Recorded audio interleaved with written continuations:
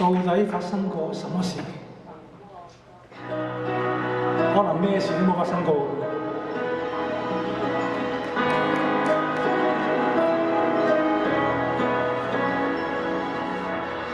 第四杯喝到熱淚盈眶了，還在喝，啤酒都斟到瀉了。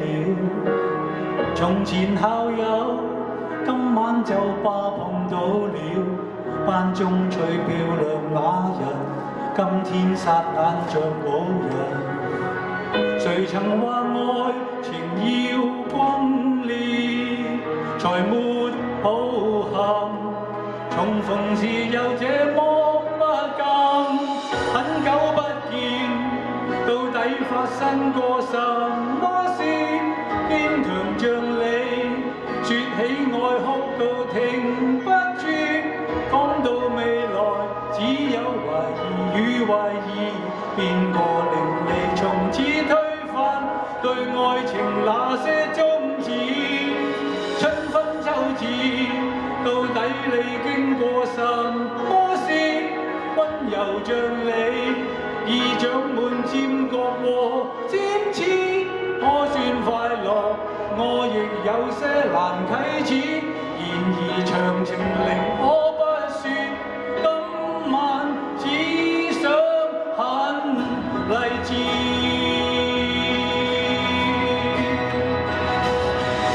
夜太黑，太渴望被擁抱，才陷進必輸的戀愛圈套。條文共你一早參加已知道，幾番錯愛又怪誰？想反勝你便再無，誰人沒有行錯些路？何用卻步，還能流淚已經很好。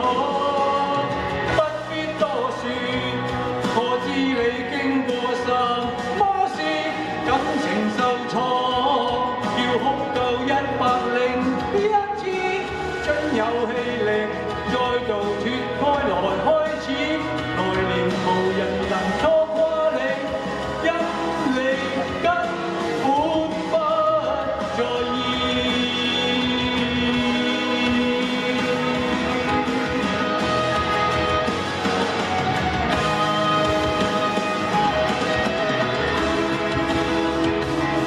別自殘一生，別望前度在意，你也只要得到你寬恕。